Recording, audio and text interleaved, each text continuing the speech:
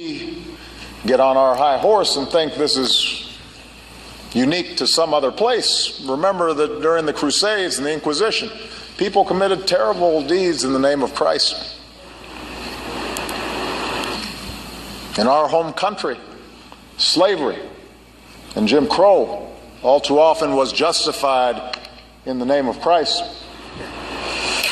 And after the shooting of 12 police, the shooting and the injured and the trauma that surrounded it, but instead talks of the deaths of 2 African Americans. A follow-up that seems like another get off your high horse, folks. It's your turn.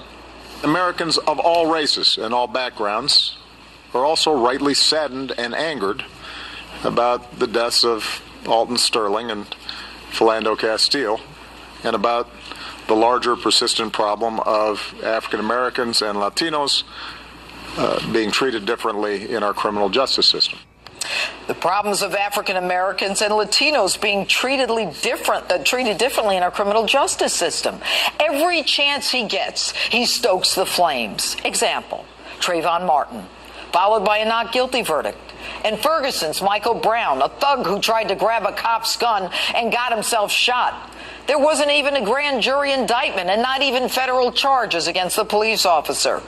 But Ferguson was about anarchy, and anyone with a functioning brain would have to assume that for Michael Brown to grab a cop's gun suggests it wasn't his first encounter with the law.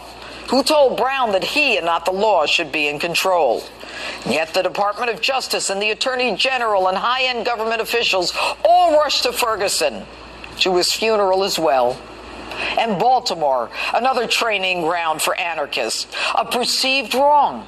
The response based on rhetoric of racial injustice and hate, that should be a violent protest? The response should be the burning of businesses, many owned by African Americans, and a DA who outrageously runs to a microphone and announces an indictment of 6 cops saying she hears the calls of a lawless mob? And again, all the police painted as racist.